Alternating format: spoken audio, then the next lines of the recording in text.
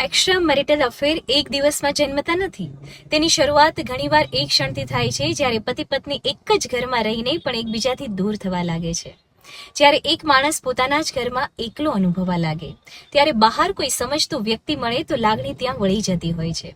આવા સંબંધો ફક્ત શરીરની ભૂખ કે આકર્ષણથી શરૂ થતા નથી. ઘણા વખત તે ભાવાત્મક ઉપેક્ષા અને સામેના પાત્ર તરફથી મળતા ઇગ્નોરન્સથી શરૂ થાય છે.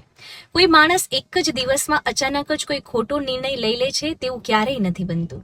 વર્ષો સુધી ન સાંભળવામાં આવેલું મન, ન સમજાયેલી લાગણીઓ, અંદરથી કોરી ખાતી ઈચ્છાઓ અને ન મળેલી હૂંફ ધીમે ધીમે માણસને અંદરથી તોડી નાખે છે.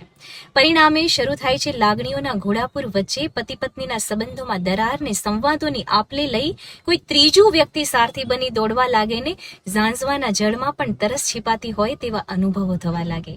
આવા સમયે કોઈ તમારી વાત ધ્યાનથી સાંભળે, તમારી પ્રશંસા કરે, તમારી લાગણીઓને પણ સમજવાનો પ્રયત્ન કરે, તમને થોડો ક્વોલિટી ટાઈમ આપે તો મન ત્યાં ખેંચાઈ જતું હોય છે. અહીં શરીરની ભૂખ નહીં, હૂંફ બાજી મારી જતી હોય છે. ખાસ કરીને મોટા શહેરોમાં ધન સંપત્તિ ભરેલા ઘરોમાં બધું હોવા છતાં સંબંધો ખાલી કેમ લાગે છે? કારણ કે ત્યાં ઘણીવાર સુવિધા તો હોય છે, પરંતુ સંવાદને લાગણી ખાલી કરી શકાય તેવો ખભો નથી મળતો. મોટા ઘરોમાં ઘણી વખત પતિ પત્ની પાસે બધું જ હોય છે: મોંઘી કાર, સુંદર ઘર, વિદેશી ટ્રીપ, સ્ટેટસ અને સોશિયલ સર્કલ.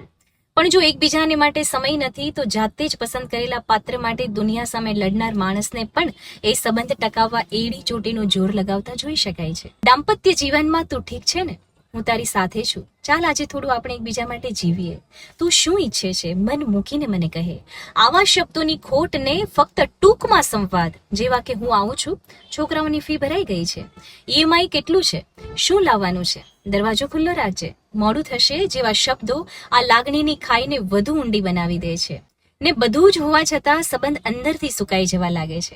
ઘણા લોકો પોતાના જીવનસાથીને ગુમાવ્યા પછી સમજતા હોય છે કે એને પૈસાની નહીં, મારી હાજરીની જરૂર હતી.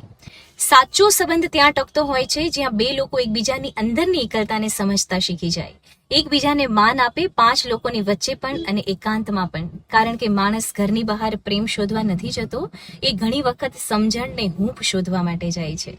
ખરું ને?